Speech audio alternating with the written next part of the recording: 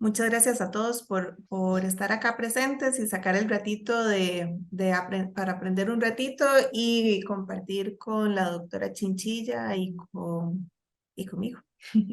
Bueno, mi nombre es María Pía Martín, soy médico veterinario y trabajo en el Departamento de Asuntos Académicos del Colegio de Médicos Veterinarios. Estamos en un ciclo de charlas sobre salud ocupacional para nosotros, pues, reconocer y recordar sobre los riesgos en los que nos vemos todos los días. Y bueno, ahorita estamos en el módulo de riesgos biológicos con enfermedades zoonóticas. La charlista de hoy, la experta de hoy, es la doctora Diana Chinchilla. Ella es microbióloga.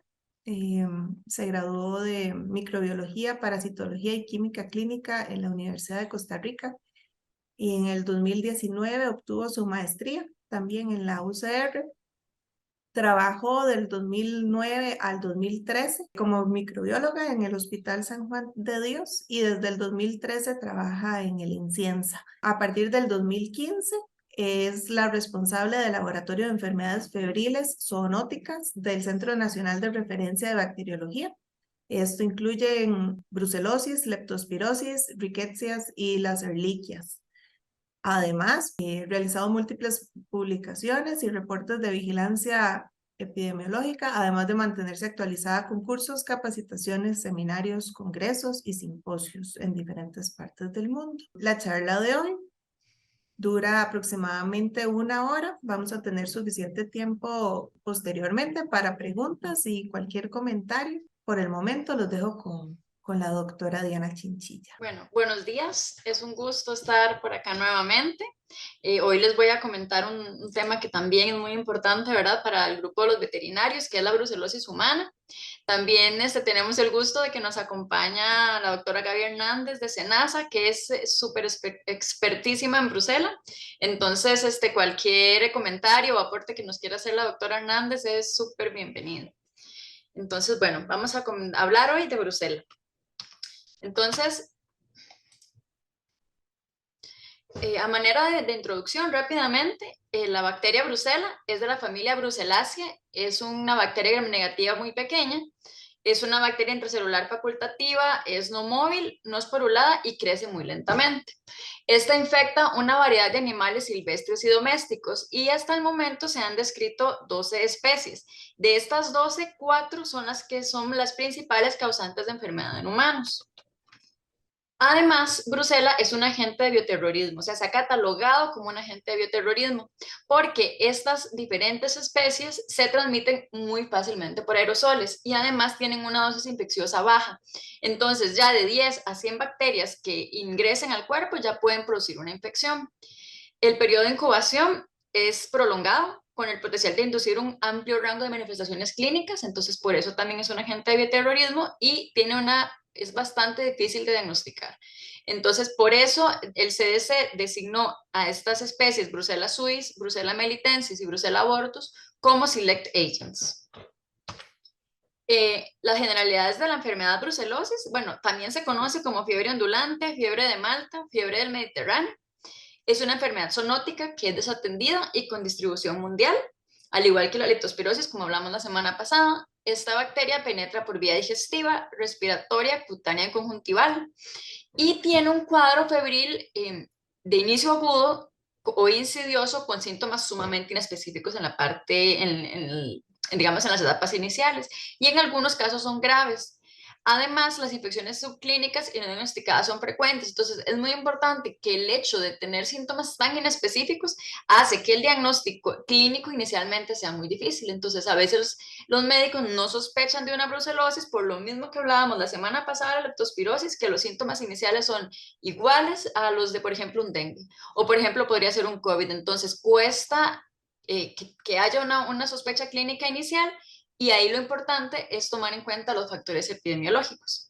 Esta afecta principalmente a personas que tienen contacto con animales o productos infectados y existe una clara asociación entre los hospederos y las diferentes especies de Brucella, ya lo vamos a ver, pero sí puede existir infección de algunas especies con otros hospederos no preferenciales, entonces son como infecciones cruzadas, pero sí existe un reservorio preferencial para las diferentes especies. Entonces, acá en esta tabla lo que vemos son las especies descritas, su reservorio preferencial y la patogenicidad en humanos. Entonces, por ejemplo, Bucella melitensis, el reservorio preferencial son las ovejas y las cabras. Esta es la especie que produce una sintomatología más severa en los seres humanos.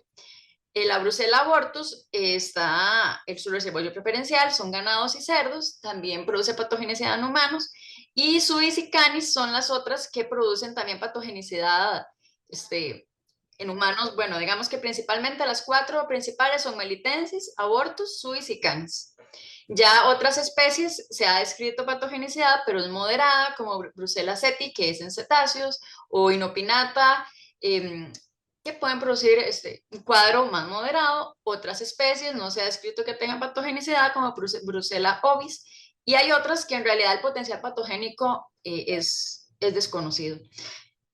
En cuanto a la epidemiología a nivel mundial, bueno, en este gráfico a mí me parece muy bonito, ¿verdad? Porque vemos las diferentes especies, vemos las que se ha descrito que pueden infectar al hombre, ¿verdad? Y sus reservorios preferenciales. En Costa Rica, bueno, ya después vamos a hablar un poquito más de eso, no se han descrito casos humanos de Brucella melitensis, eso es muy importante, es muy bueno, ¿verdad? Porque la especie más patogénica no tenemos cuadros en humanos. Todos los cuadros se han descrito hasta el momento causados por Brucella abortus. Y acá vemos como un diagrama de lo que es de lo más patógeno, que es la flechita más gruesa, ¿verdad? De Brucella melitensis, luego sigue Brucella abortus, Brucella suis y Brucella canis también puede causar patogenicidad, pero en realidad no es tan severa, por ejemplo, como Brucella melitensis. Entonces, bueno, a nivel mundial se describen 500.000 casos nuevos al año. Entonces, representando la enfermedad zoonótica bacteriana más prevalente, pero eso es muy interesante porque cada enfermedad que uno lee siempre va a decir es la más prevalente. Eso es muy curioso y mucho se puede ver al subdiagnóstico, ¿verdad? Entonces, ¿por qué? Bueno, dice que las prevalencias en los países endémicos pueden ser hasta más de 10 casos por 100.000 habitantes, pero como el diagnóstico es complicado, entonces, más bien, la OMS estima que hay muchísimos casos no diagnosticados y que la incidencia puede ser hasta 10 veces mayor de la que se reporta, porque hay una mala vigilancia epidemiológica, hay fallos en el reporte de casos y, muy importante, un diagnóstico que es bastante deficiente en algunos países. Sin embargo, sí se sabe que la carga de la enfermedad en ganado es probablemente muy alta. Entonces, en esta publicación, que es del 2015, se menciona que hay más de 300 millones de cabezas de ganado a nivel mundial infectados con brucela. Acá vemos los países endémicos. En este estudio, por ejemplo, ahí vemos Costa Rica, ni siquiera aparece acá, ellos no, ni siquiera muestran, ¿verdad?, el país como sin datos de endemicidad. Ellos mencionan, bueno, que las zonas endémicas son el Mediterráneo, Medio Oriente, América Latina, India, África Norte y Sur del Sahara. Acá esto es casos de incidencia, digamos, casos nuevos, ¿verdad? De Brucela por el millón de habitantes. Vemos que por acá, ¿verdad? Son donde hay una mayor incidencia.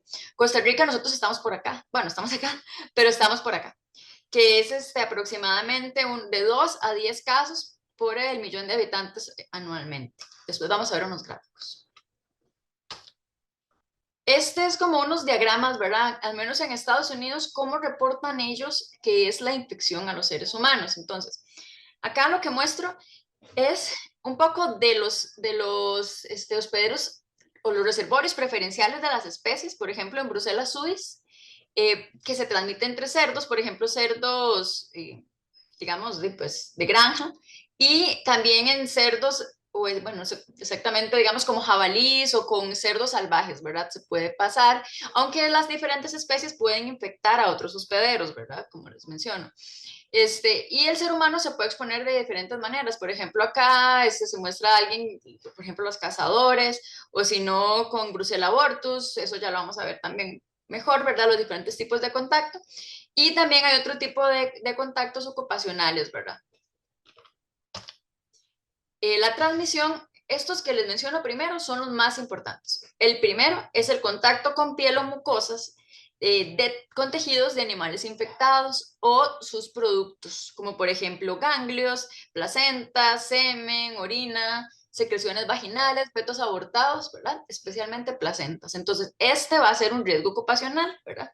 Va a afectar a trabajadores rurales, veterinarios, personas que trabajan en mataderos, ganaderos, ¿verdad? Y otro grupo que es los que trabajan en laboratorio, que tienen contacto con las cepas de Bruselas, o los servicios de salud. Y este va a ser súper importante, ¿verdad? Porque ustedes constituyen este grupo, ¿verdad? Principalmente, el de que tiene una exposición ocupacional por contacto con los productos o los animales infectados. Y la segunda, que es como la que afecta a todos nosotros, a todo el resto de nosotros, ¿verdad? Que es la población general, que es por la ingesta. Entonces, esta se transmite por alimentos no pasteurizados de origen animal, como por ejemplo leche y sus derivados, que puede ser cualquier derivado, queso, crema, natilla, todos estos alimentos, queso de pulpe, ¿verdad? Y además, en menor medida, carnes poco cocidas, pero en este caso la carga bacteriana es baja. Entonces, la vía más importante sería por la ingesta de los productos lácteos que no estén pasteurizados, ¿verdad? Estos son los dos principales. Pero también hay otras formas de transmisión. Una importante que tienen que considerar, ¿verdad? Todas las personas que trabajan con animales es la inhalación, porque puede infectarse por la inhalación de polvo en los lugares contaminados donde hay animales infectados. Entonces, por ejemplo, los establos, los mataderos, donde se ordeñan las vacas, incluso los camiones y las jaulas para transporte de ganado, si están sucios, si no se limpian de manera frecuente y el ganado está infectado, puede ser una fuente de contaminación para las personas. Otra vía es la inoculación de material contaminado por brucela, que sería en personas, bueno, en veterinarios o personas que trabajan inoculando a los animales, o si no, personal de laboratorio. Y vamos a darle bastante énfasis a lo que es la autoinoculación accidental. Luego, perinatal también se ha descrito, hay evidencia de un caso en India en el que se aisló Brucella melitensis en un bebé que había pasado por la leche materna. Y la transmisión persona a persona, que es extremadamente rara, habrá casos ocasionales, pero esto va a ser más importante, por ejemplo, cuando hay transfusiones, cuando hay trasplante de órganos o donación de tejidos. Ahí es cuando se puede haber transmisión de brucela de persona a persona. El cuadro clínico entonces es sumamente inespecífico. Y si aquí vemos los síntomas, ¿verdad? Se parece muchísimo a lo que vimos de leptospira la vez pasada y perfectamente podría ser un COVID, ¿verdad? Entonces es una enfermedad febril inespecífica, pero la diferencia es que tiende a la cronicidad y persistencia. Entonces, algo muy importante, la semana pasada yo les hablé de leptospira y de leptospira yo les dije, bueno, el ser humano o se cura o se muere, pero no queda una persona infectada para siempre porque nosotros no somos reservorios. Entonces, eventualmente, si la persona no tiene tratamiento, va a dejar de excretar las leptospiras en la orina y va a resolver, ¿verdad? Puede ser que queden secuelas, bueno, dependiendo de la persona, puede ser que le quede alguna secuela. Si tuvo un cuadro muy severo, pero ya, resolvemos. Brucela es otra historia completamente, porque ya ahora vamos a ver un poco también acerca de lo que pasa en el cuerpo, por qué la brucela se queda en el cuerpo, pero tiende a a tener persistencia en algunos casos. Entonces, eso es súper importante de considerar. El periodo de incubación es de 1 a 3 semanas, pero puede ser de meses o incluso años. O sea, que hubo una exposición y no hubo síntomas hasta muchísimo tiempo después. La infección puede ser asintomática o subclínica. Generalmente es aguda con un comienzo brusco, insidioso y crónica. Y también hay recidivas, eso es importante porque puede ser que una persona tiene un cuadro inicial, se le diagnostica la brucela, la persona se trata y los síntomas se van. Cuando se le hacen seguimientos de serológicos, lo que uno ve es que va disminuyendo los títulos de anticuerpos. Sin embargo, puede pasar 1 o 2 años después y vuelve a tener la persona síntomas. Cuando le hacemos pruebas de laboratorio, observamos que hay un aumento de los títulos de anticuerpos nuevamente. Entonces, y eso no es tan raro. Tal vez nosotros sí tenemos casos, ¿verdad?, que recibimos de pacientes en los cuales se diagnosticó en el 2015 y nuevamente aparece con aumento en los títulos de anticuerpos. Eso lo tiene que interpretar el médico para decir, bueno, pareciera que hay una recidiva y que está teniendo nuevamente un cuadro por brucela. Todos los síntomas iniciales pues, son fiebre o escalofríos, sudoración, que sí es muy característico de brucela, dolor muscular de articulaciones dolor muscular y de articulaciones, principalmente en la espalda, anorexia y pérdida de peso, dolor de cabeza, malestar general y fatiga. E incluso muchas veces, más bien, sospechan de brucela porque es un cuadro de unos 5 o 6 meses y lo que ha presentado el paciente es, por ejemplo, pérdida de peso, sudoración nocturna de forma ondulante y a veces por eso es que piensan, ¿verdad?, inicialmente en la brucela.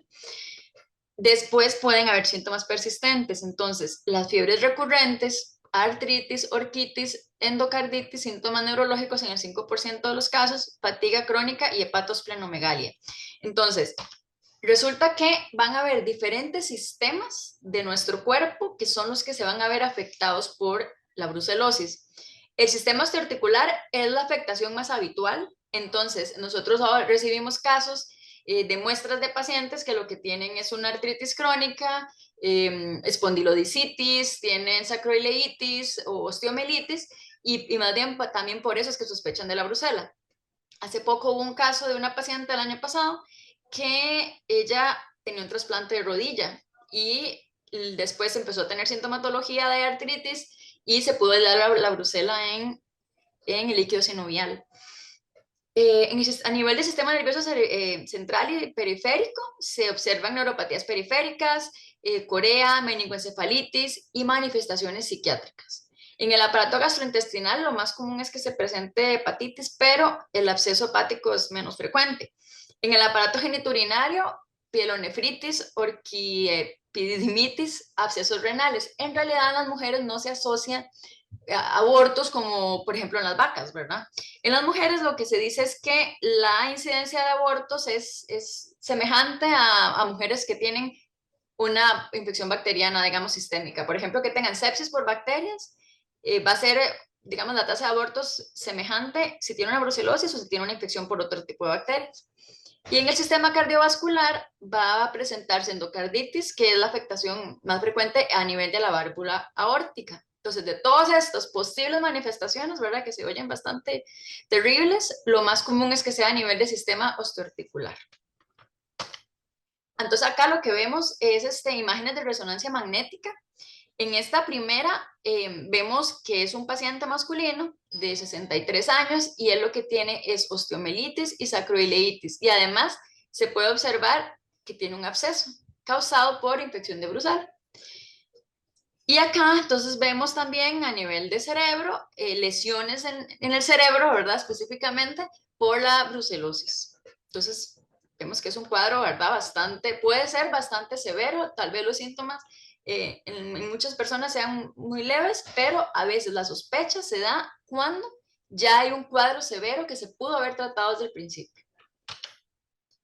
Esto es de la patogénesis de Brucella.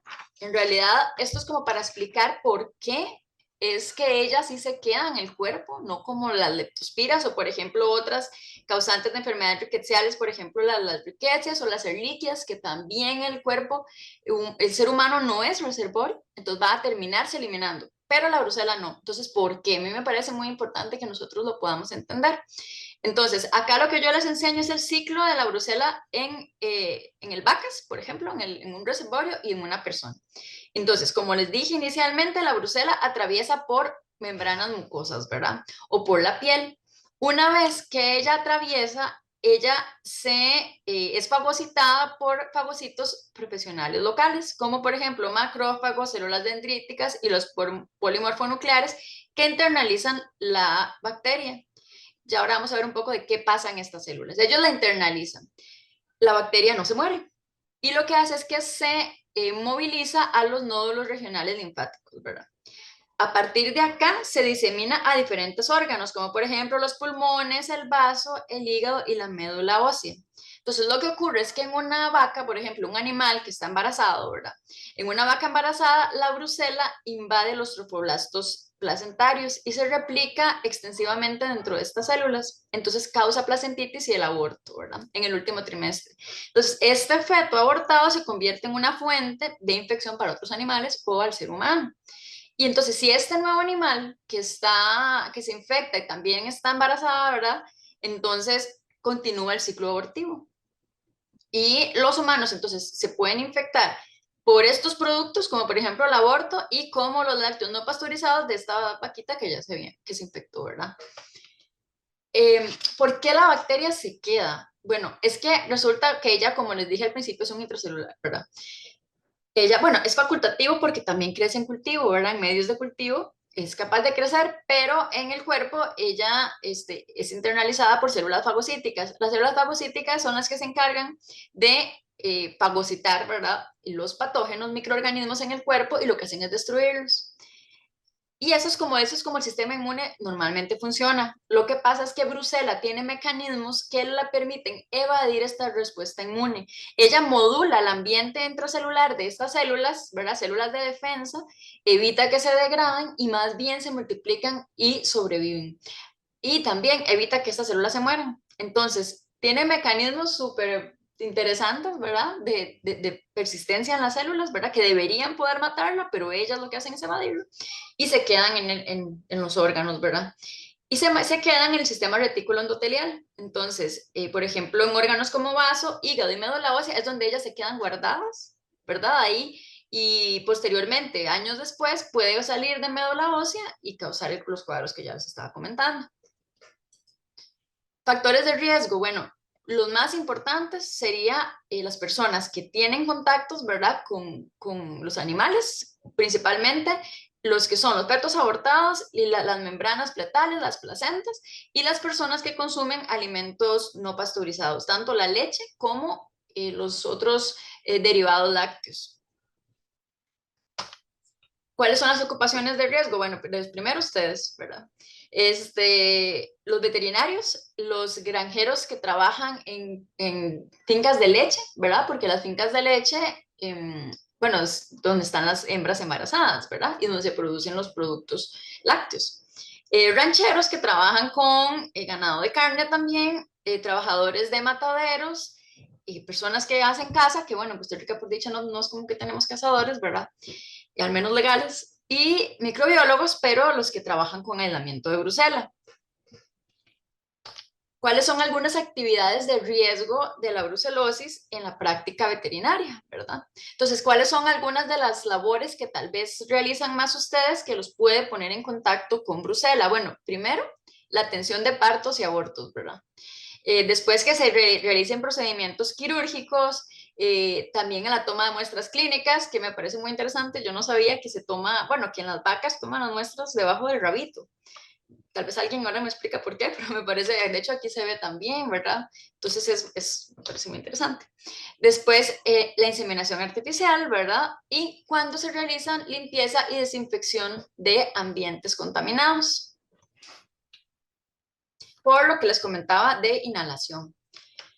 ¿Cómo se previene? Bueno, súper importante el uso de equipo de protección personal. Entonces, esto es vital cuando se hace manejo de animales que pueden estar potencialmente infectados. Entonces, por ejemplo, una vaca, que vayan a atender una vaca que tiene un aborto retenido o que van a ayudarla en el parto y resulta que esta vaca viene de un hato que ya se sabe que tiene brucela, ¿verdad? Que está positivo por brucela o tal vez no se sabe nada de ese hato, tiene un estatus desconocido y la vaca requiere asistencia. Entonces, ¿qué se puede utilizar? Bueno, guantes desechables que sean a la altura del hombro, gabachas impermeables, botas de hule, una mascarilla y anteojos de seguridad. Entonces, en esta, lo más importante es el equipo de protección personal en personas, ¿verdad? Que son de este grupo de riesgo. Además, por ejemplo, el aborto, ¿verdad? No vamos a dejarlo ahí, ¿verdad? Para que lleguen otros animales cerca y se vayan a chupar la placenta, no. Digamos, todos estos materiales, igual es la instrumentación, todo tiene que disponerse rápidamente, autoclavar el material que se encuentra sucio o al menos desinfectarlo, ¿verdad? Pero de manera apropiada y posteriormente también limpiar la zona, ¿verdad? Donde estuvo la vaca para evitar contagiar a otros animales. Y además, cualquier superficie contaminada, la ropa del veterinario, la ropa de cualquiera que estuvo en contacto, ¿verdad? Desinfectarla, lavar y desinfectar. Y como les digo, mantener limpios los establos y los camiones y todo, ¿verdad? Donde están estos animales. Para nosotros, para el resto de la población general, bueno, no consumir nada, ningún lácteo, ningún derivado que no esté pasteurizado. Y aquí no importa el origen animal, o sea, no importa si son lácteos de cabra o son de vaca, todo tiene que estar bien pasteurizado. Y de hecho esto es algo que ahora se mantiene bastante, digamos, hay mucha conciencia en los productores acerca de la pasteurización. Ahora uno va a las fincas ahí en Turrial o en cualquier lado y ahí tienen sus maquinitas para pasteurizar y por dicha esto ya ha ido tomando más concientización en los productores que es muy necesario poder pasteurizar los lácteos, ¿verdad? Antes de comercializarlos. Y de hecho, pues la mayoría de los casos que tenemos acá es bueno, al menos en los que yo he visto en los últimos años, muchos son, o al menos en la gente, digamos que es población general, ¿verdad? Es por consumo de lácteos. Ahora les quiero mencionar un poquito acerca de las vacunas, ¿verdad? Las vacunas de Bruselas, de Bruselas hay dos, ¿verdad? La vacuna, el RB51 y la S19 son vacunas para ganado de Brucella abortus. La vacuna REP1 es de Brucella melitensis, es para cabras. Entonces, la cepa de Brucella abortus RB15 es una cepa que de hecho se desarrolló para la inmunización de ganado. Y entonces así lo vacunan y cuando le hacen las pruebas serológicas a ese ganado, resulta que da una respuesta, o sea, se puede ver una respuesta diferente entre los animales infectados y los animales vacunados, porque se puede medir una respuesta específica para la cepa vacunal. Y de esta manera, si es positiva a la serología, pues se sabe si es que el ganado está infectado o es una respuesta positiva a la vacunación.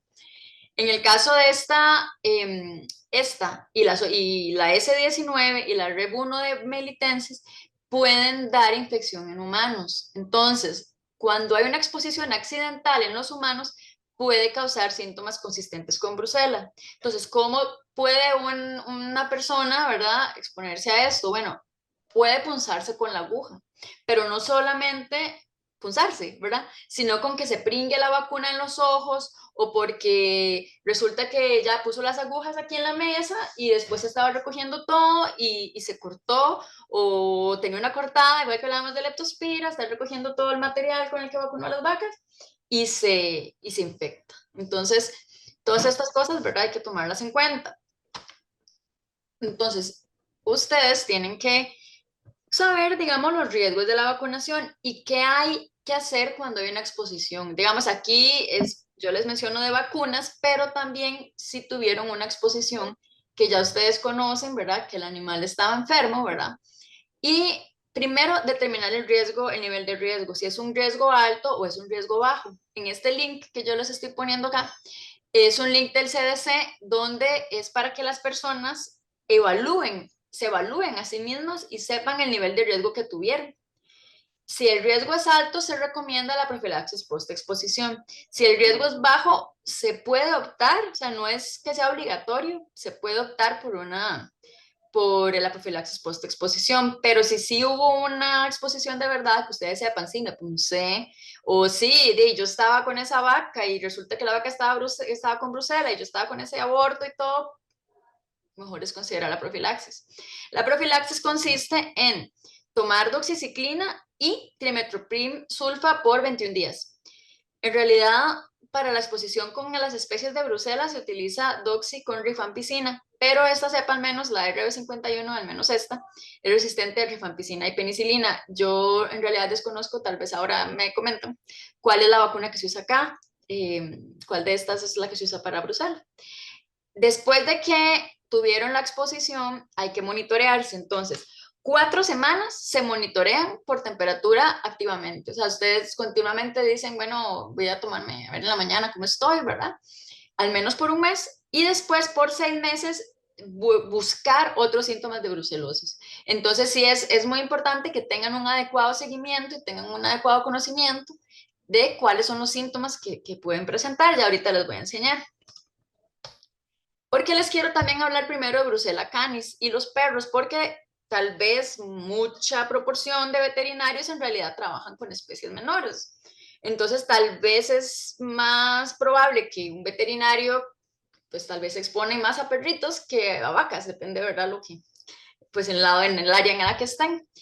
Los perritos se pueden infectar con otras especies de brucela, pero el reservorio es Brucella canis. Brucella canis tiene un bajo riesgo de infección en los dueños de los perros, pero sí va a ser más elevado en los médicos, ¿verdad?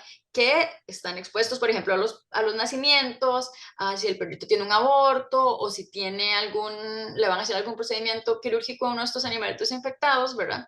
Que como ya les había mencionado al principio, Brucella canis no tiene una alta patogenicidad, ¿verdad? Es poco patogénica en los humanos, pero pues sí puede causar infecciones. Ahora, ¿cuál es el problema muy importante? Que Brucella, la cepa, digamos, la especie Brucella canis tiene características en su membrana que la hacen diferente a otras brucelas. Entonces, se llama rugosa. Entonces, las pruebas serológicas que detectan otras brucelas no detectan Brucella canis. Entonces, por ejemplo, la que nosotros tenemos acá, que yo ahorita les comento, es la rosa de Bengala. La rosa de Bengala no detecta Brucella canis. Entonces, esa es una importante limitación que tenemos como que nosotros como centro de referencia, buscar alternativas, ¿verdad? Para poder tener un diagnóstico más completo a disposición de la población.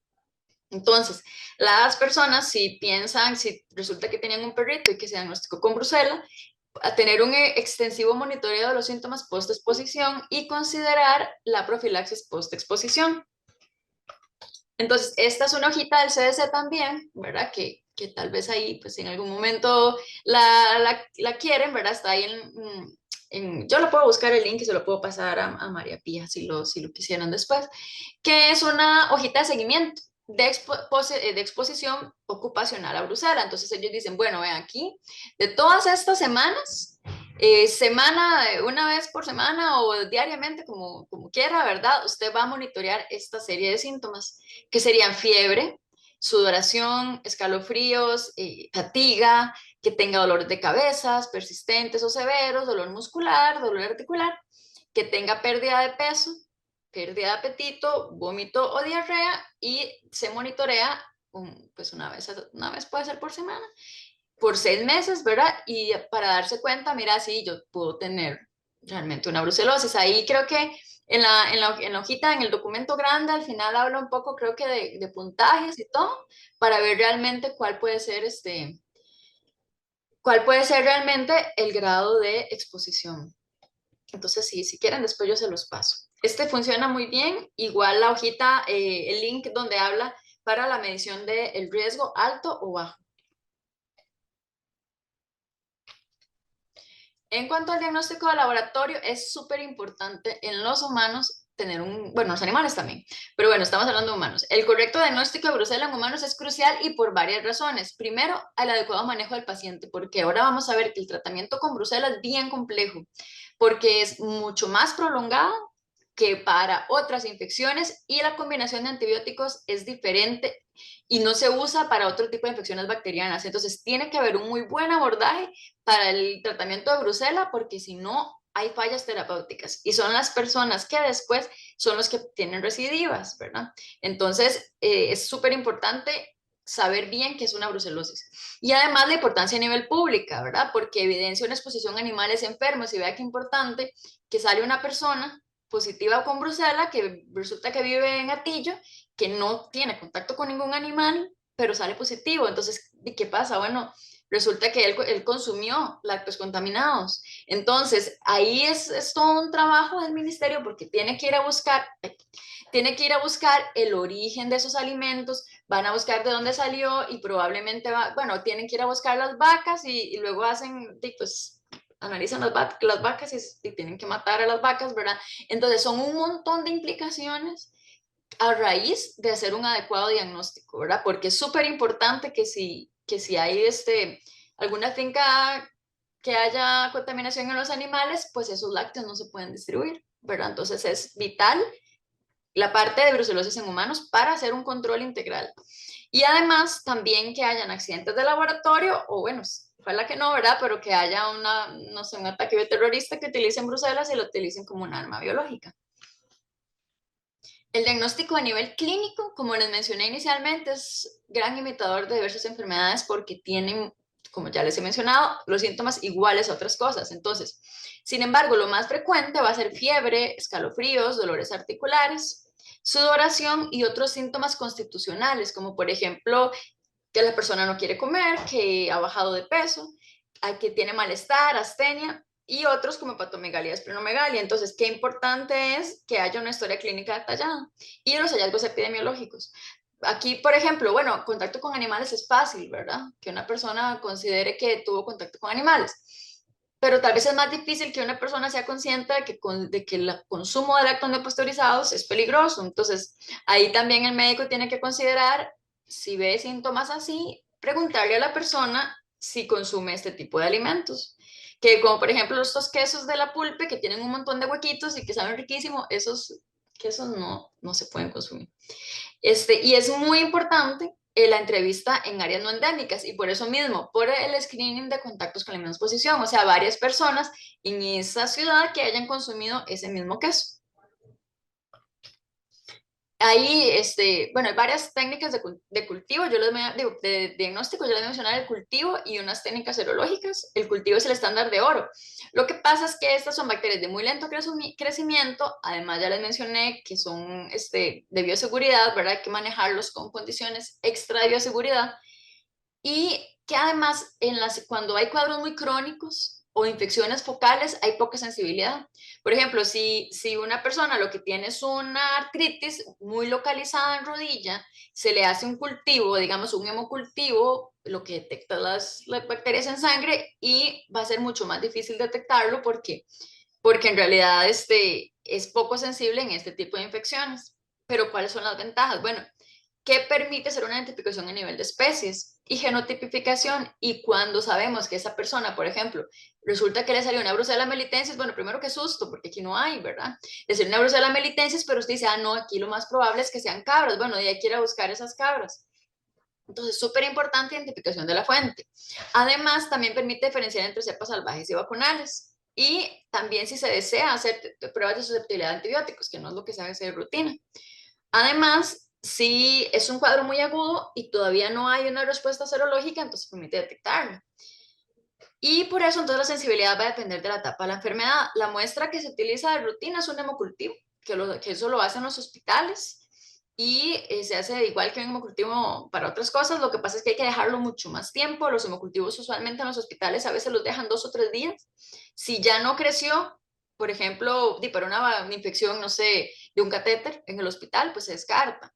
Pero con hemocultivo, o sea, con el hemocultivo de Bruselas, si se sospecha que es una brucelosis, ojalá que se sospecha, ¿verdad? Hay que dejarlo más tiempo, incluso 5, 7 o 10 días para ver si tiene crecimiento porque crece lento.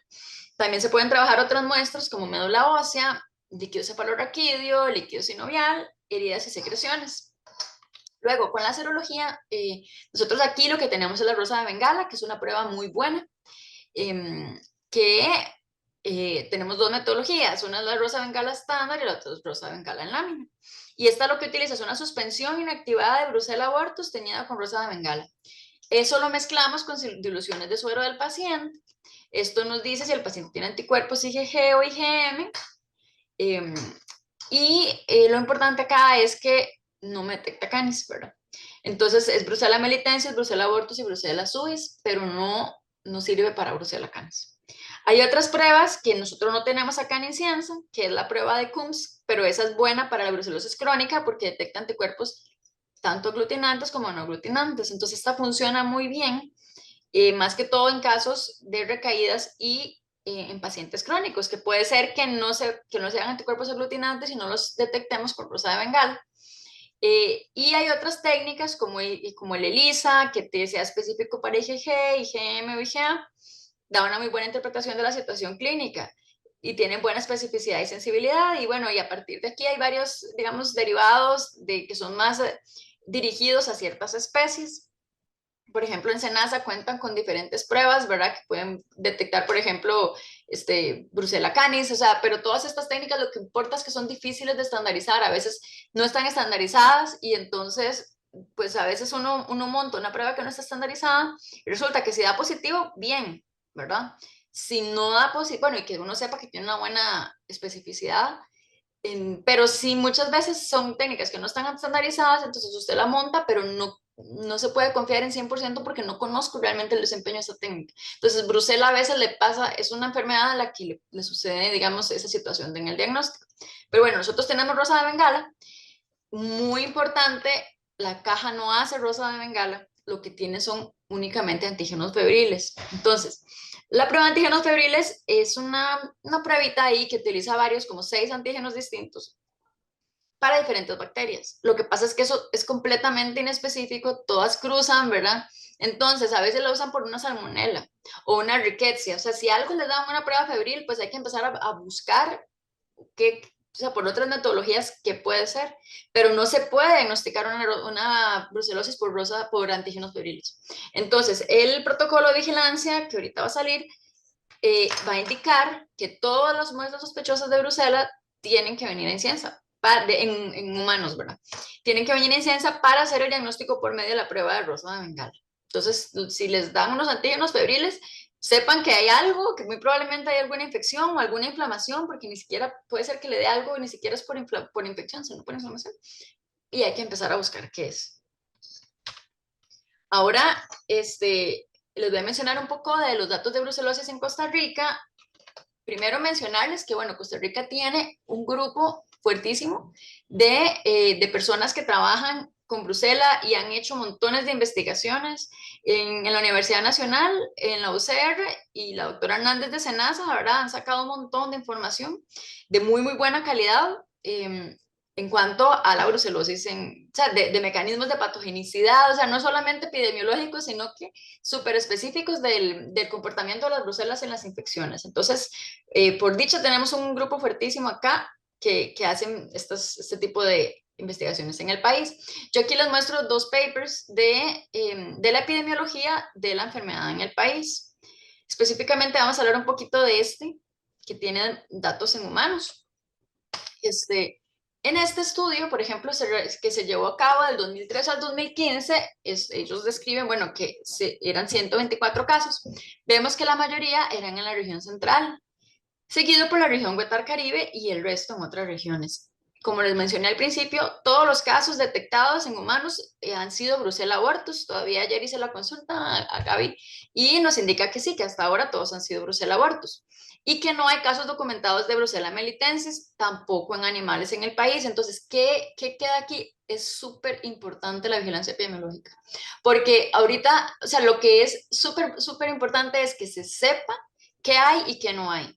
Porque en el momento en el que se sepa que hay Brucella melitensis, bueno, ya es, digo, medidas de control diferentes y pues eso pues, nos pone, ¿verdad?, en un nivel un poco más alto de patogenicidad de los cuadros que podemos presentar acá en el país. Acá vemos que la mayoría de los casos en este periodo, ¿verdad?, eran masculinos y, bueno, resulta que las ocupaciones de riesgo, ¿verdad?, los factores de riesgo. Entonces, bueno, aquí en esta barrita vemos diferentes otros tipos de factores de exposición, digamos, de trabajos ocupacionales, pero de segundo están los veterinarios y los estudiantes de veterinaria, ¿verdad? Claro, de primeros.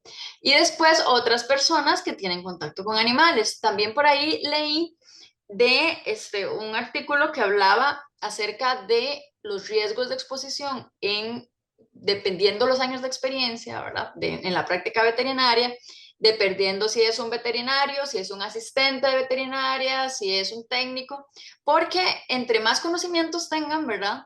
Pues más somos conscientes, ¿verdad? En muchos casos de todos los riesgos y todos los peligros que podemos tener. Entonces, y también entre más años de experiencia, pues se pueden tal vez tener más práctica en el contacto con los derivados o cosas así. Entonces, es importante seguirse entrenando, seguirse capacitando, aprender siempre un poco más y ojalá poderles enseñar a las personas que van saliendo, porque a veces pasa mucho, o sea, que no hay, tal vez la carrera no tiene mucha de esta parte, yo en realidad no sé porque no conozco, ¿verdad?, el programa, pero tal vez no tiene mucho de la parte ocupacional, pero sí es muy importante, súper importante, ¿verdad? Que se conozca, que lo conozcan bien y ojalá ir ayudando a las personas nuevas, ¿verdad?, que salen y la gente que no tiene tal vez estudios, pero que trabaja con ustedes, de de tomar conciencia de estas patologías que van a ver, que han visto conmigo y que van a ver con bastantes más en estas semanas con otros compañeros. Estos datos son de INCIENSA, del Centro Nacional de Referencia de Bacteriología. Son la cantidad de casos del 2011 al 2022. Vemos que en realidad en Costa Rica la cantidad de casos es baja porque en los últimos años han sido menos de 10 casos por año. En leptospira eran 450 al año. Entonces vemos que sí, hay una cantidad mucho más alta de casos de leptospira que de brucela, pero brucela vimos que es súper importante por esta carga de enfermedad crónica y que puede ser incapacitante. En el año 2016 vemos que fue el año en el que se detectaron más casos, que fueron 14. Acá hay un efecto de la pandemia, ¿verdad? Porque lo que pasó también en este momento es que todo era COVID. Entonces se cayó la vigilancia de muchísimas otras enfermedades en lo que fue, digamos, 2020, 2021, ya se fue recuperando en el 2022. En el 2023 todavía no tenemos casos agudos. Hemos tenido varios casos de seropositivos, o sea, personas que nos dan reacciones serológicas, pero que no se pueden confirmar como un caso positivo. Entonces, bueno, ahorita vamos en cero, pero bueno, vamos a ver cómo termina el año. Estas son las muestras referidas para diagnóstico y la positividad. Entonces, en realidad, la positividad es bastante baja con respecto a lo que se recibe. Entonces, por ejemplo, en leptospira podía ser hasta un 25, un 30% anual, es bastante. En brucela, bueno, en el 2021, que fue el año donde vimos que se diagnosticaron menos casos, es menos de un 5%. Pero entonces, aquí, bueno, primero pensar, ¿verdad? Si realmente hay una buena sospecha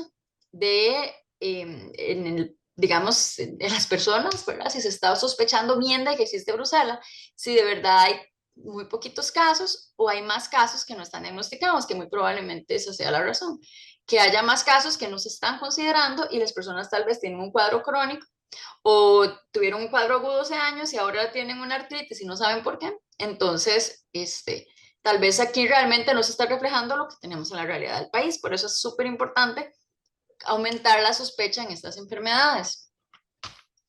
Y esta es una distribución de los casos positivos agudos en los últimos años, ¿verdad? 2018-2022 por año y provincia. Entonces vemos que la mayor cantidad de casos se han detectado en Alajuela, seguido de Limón y Punta Arenas. Entonces, ahora, bueno, yo le consultaba a la doctora Hernández por Guanacaste, porque a mí me llamó la atención de que Guanacaste solo tiene 2 casos, ¿ve? O sea, es bastante poco, ¿verdad? Comparado con el resto y que es una zona que es ganadera, ¿verdad? Bueno, según lo que yo entiendo, es una zona ganadera. Entonces, aquí me menciona la doctora Hernández que esto es por el tipo de ganado, o sea, por el tipo de práctica de ganado, porque en esta zona de Guanacaste es más un ganado de carne, no es un ganado de leche. Entonces, ve, eso hace mucha diferencia si son vacas que tienen productos lácteos y que son muy, o sea, y que tienen más probabilidad, ¿verdad?, de estar en contacto con abortos, ¿verdad?, y con placentas y todo esto. Entonces, me pareció súper importante.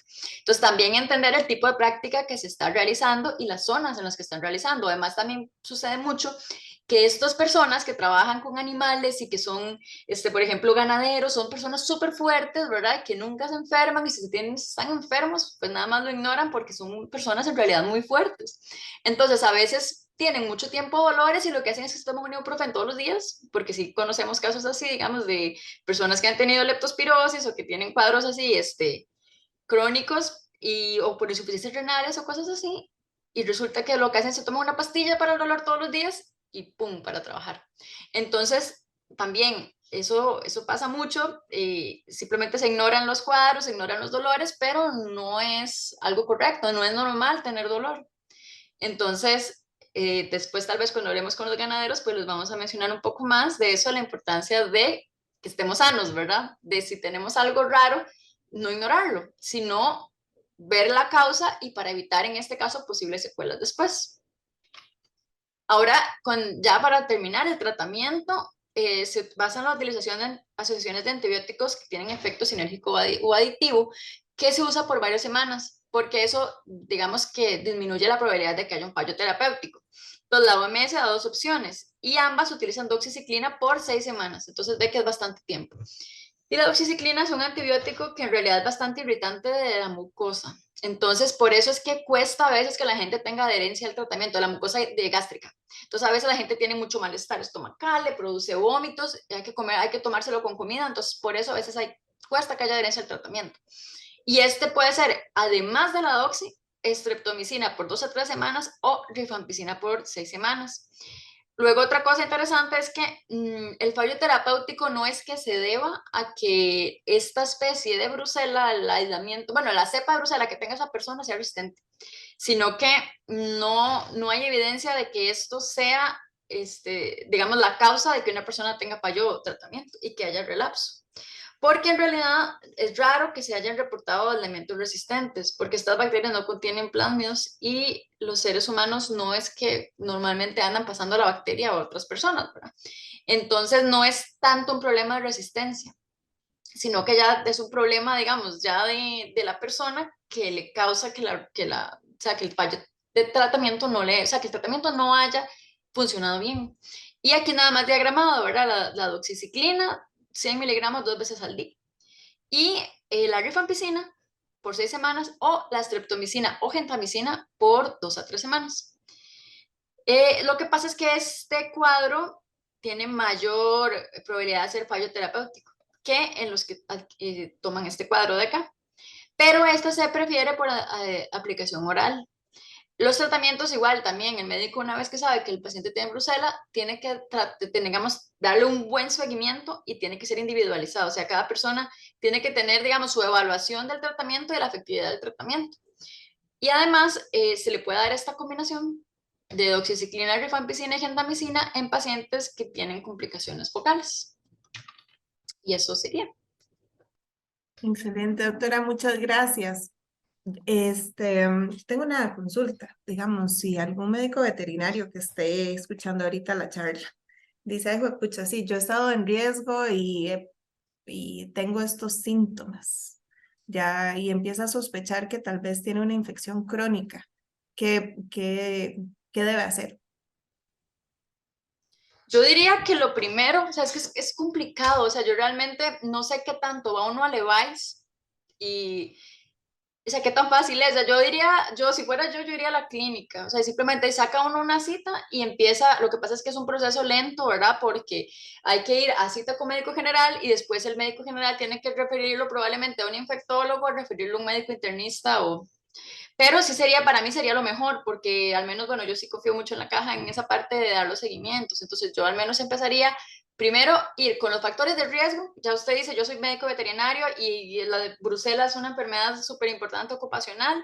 Yo creo que tuve exposición y estos son los síntomas. Y entonces, a partir de ahí, uno, al menos yo a veces le digo a los pacientes, exijan que los vean y exijan que les pongan atención, porque a veces los médicos, a veces, o sea, no les ponen atención y le mandan una acetaminofén y lo mandan para la casa. Y uno le dice, dígale al médico que usted, al menos yo les digo así, que en incienso le dijeron que le tomaran una muestra y que le mandaron una muestra de leptospira, porque a todo mundo tiene derecho que le tomen sus muestras. Nosotros tenemos un sistema de salud y todos tenemos derecho a que nos den un diagnóstico. Entonces yo les digo, exígale al médico ahí en la clínica que le tomen su muestra de leptospira y que la manden, que le tomen su muestra de brucela y que la manden, porque si usted cree que tiene sus factores de riesgo, entonces completamente pídalo. Y la muestra va a venir y nosotros vamos a hacer todo lo posible por ayudarles, pero yo creo que se empieza por ahí. Después, si no, también, pues, la otra es empezar uno con médico privado. Lo que pasa es que yo ahí tendría que tal vez ser un infectólogo y para que de una vez, a veces más rápido, ¿verdad? Ya le tiene la sospecha, le toman una muestra, o si es un cuadro crónico, ellos pueden decir, bueno, es una artritis, empecemos a hacerle análisis de lo que sea resonancia, cosas así, y eso va a ser más rápido, pero obviamente, pues es más caro. Entonces, pues a mí esas serían las opciones. Igual la caja, la obligación es que se le tomen sus muestras y se le asegure su diagnóstico y su tratamiento. De acuerdo, muchas gracias. Este, tengo varias preguntas. Dice, ¿por qué en Costa Rica no se dan casos por Brucella melitensis, siendo la más frecuente a nivel mundial? Esa pregunta es completamente para Gaby. Si nos ayuda con esa, tal vez, porque si no, yo esa parte, ¿verdad? Y después, bueno, dice que en el banco de sangre, no sé, también está para Brucela. Bueno, En el caso digamos, del banco de sangre se tamiza, bueno, básicamente para 7 enfermedades, que son tal vez las más frecuentes, y es cierto, hay otras enfermedades que no se tamizan en el banco de sangre, pero se tamiza, bueno, según yo trabajé en el banco de sangre varios años, entonces lo que me acuerdo es que era, bueno, VIH, HTLV, era Chagas, era sífilis, bueno, y dos más creo que se me están yendo, pero son enfermedades más frecuentes y son más prevalentes en la población. Entonces, si brucela en realidad no es una enfermedad que sea prevalente en la población, los sistemas de salud tampoco pueden cargar con hacer un montón de diagnósticos, ¿verdad?, para tamizar la sangre. Entonces, básicamente es asunto de costo y probabilidad de que dé algo positivo. Y bueno, esta también que la responda Gaby, que es expertísima, que se expusieron a Brucella canis, solo con hemocultivo se podría confirmar. Sí, ahí también para agregar la razón de por qué no tenemos Brucella melitensis, en realidad no la conocemos. Con melitensis tiene un comportamiento interesante que llega hasta México, Guatemala, ya se ha reportado, pero probablemente es igualmente faltante de diagnóstico porque los equipos automatizados tiran de una vez a Brucella melitensis por el riesgo que hay, pero está reportado en Nicaragua, un único caso hace muchos años, pero probablemente era abortos, porque si ya en Nicaragua hubiera alta prevalencia, ya tendríamos nosotros aquí en el país, y de ahí brinca a Sudamérica. No sabemos la razón, pero si ya estuviera aquí en el país, ya se hubiera detectado tanto en humanos como en animales. Ok, la otra consulta, Gaby, a ver si sabes, es que si creen que se expusieron a Brucella canis, que si se podría confirmar con hemocultivo. Pues sí, es una posibilidad, pero en este caso si se expusieron, pues lo ideal también sería pues hacer el examen al animal, si se puede, pues tener muestra directamente del animal. Eh, sí se puede hacer hemocultivo, sí. Ok. La doctora Irene Alvarado nos comenta, excelente ciclo de charlas, sería muy interesante una capacitación sobre riquezas zoonóticas. Sí, doctora, la estamos trabajando. Vamos a tener una sobre riquezas y otras enfermedades vectoriales. Aquí veía otra en seguimiento de esta del banco de sangre. Dice el caso de artritis que expuso al inicio lo adquirió porque el trasplante venía contaminado. No, en este caso yo creo que ya la paciente más bien lo que tenía era o sea, la brucela la tenía desde antes. Eso es lo que entiendo. Y entonces a partir de ahí, o sea, cuando ya recibió el trasplante, le apareció el cuadro de nuevo. Creo que fue, ¿verdad, Gaby? Fue como una reactivación, una cosa así. Ella, vamos a ver, ella venía con un cuadro degenerativo desde hacía como 14 años en esa rodilla. Había el historial de que ella había vivido en Venezuela por mucho tiempo y había tomado leche sin pasteurizar. El riesgo ahí, ¿verdad? Era que ahí sí, en Venezuela sí hay Brucella melitensis y hay otras Brucelas. Entonces, cuando ya, más bien, cuando le iban a hacer el trasplante, más bien ahí fue cuando se dieron cuenta, porque le mandaron al infectólogo, se le ocurrió hacerle el cultivo para Brucela y efectivamente. Lo que pasa es que obviamente era suficientemente crónico para necesitar el reemplazo de rodilla, ¿verdad? Obviamente, vean la cantidad de años que pasó al frente de probablemente muchos médicos y nunca se les ocurrió hacer el cultivo. Entonces, eso venía desde antes, definitivamente. Más bien eso le causó el reemplazo de rodilla. Okay. Bueno, otra cosa interesante tal vez para aportar es que desde el 2019 SENASA solicitó, publicó un decreto en la Gaceta donde, donde digamos que se obliga que en las plantas lácteas medianas y grandes haya un médico veterinario regentando, porque se dieron cuenta que el 63% de los establecimientos utilizaban leche que provenía de gatos que no se sabía si tenían tuberculosis y brucelosis. Entonces, la importancia de tener un médico veterinario ahí fiscalizando, además de que una gran cantidad no estaban pasteurizando. Entonces, desde el 2019 tenemos médicos veterinarios ahí que también entonces pues, están expuestos, pero están verificando que o cuidando la salud pública del consumidor. No sé si tienen alguna otra pregunta. No, hay un comentario ahí que faltaba dentro de la exposición. Nosotros, Ok.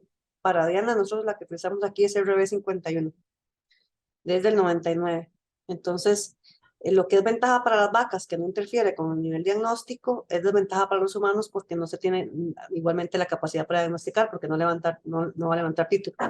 A diferencia de las otras, la S19, que sí levanta título, entonces sí se podría diagnosticar. De ahí la importancia, ¿verdad? Que se dé el diagnóstico con el cultivo y que se pueda tipificar para saber cuál cepa es la que, ¿verdad?, está circulando, porque como bien decía la doctora, esta es una cepa mutante resistente a rifampicina y penicilina, y que normalmente si no se tiene esa tipificación de saber cuál brucela es, se le da probablemente rifampicina de fijo y pues no le va a hacer nada. Entonces de ahí la importancia de poder hacer todo el diagnóstico completo.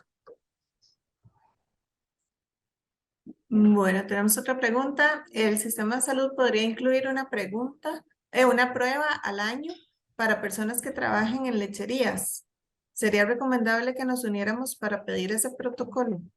Ahorita se está trabajando en el protocolo de vigilancia de Bruselas, o sea, precisamente están o sea, está en proceso de escribirlo, ¿verdad? Sería el mejor momento. Entonces sería el momento ideal como para que ustedes hagan la solicitud. Bueno, usted sí se comunica con el doctor Humberto, ¿verdad? Humberto Espinosa, ¿Sí? porque ahí vi que él va a dar la de rabia. Esa Ujú. solicitud la podrían hacer ustedes así como ya, porque el protocolo es que se está trabajando en eso. Y yo me imagino que, ya, que sí me parece importante, ¿verdad, Gaby? Sí, sí sería algo que debería incluirse.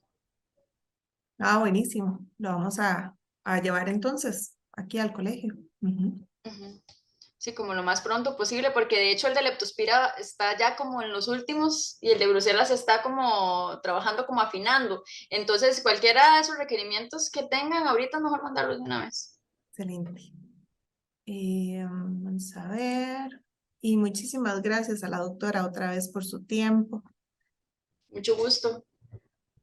Gracias a todos también por conectarse.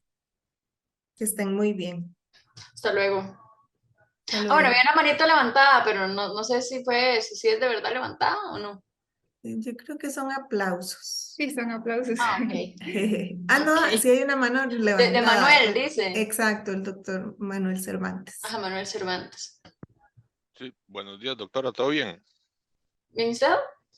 Bien por dicho, doc. Una pregunta, digamos, yo trabajo con Dos Pinos y también pues visito fincas por parte privada.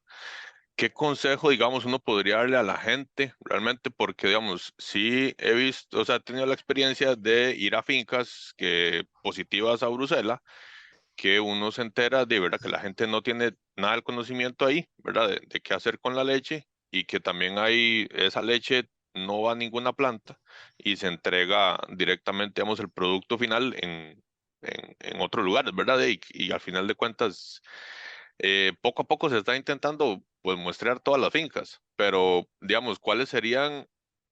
Yo sé que es algo bastante difícil por todos los síntomas ahí en específicos que hay, pero viendo, digamos, o sea, como digo, viendo uno que está ahí en el campo, siento que los casos que hay son muchísimo menos de lo que debe haber realmente en el país, como lo que sería así lo más como característico de la enfermedad para decirle a alguien de una finca vaya y muestre, Ujú, porque también, digamos, para serlo honesto, no en todas las fincas positivas a Bruselas,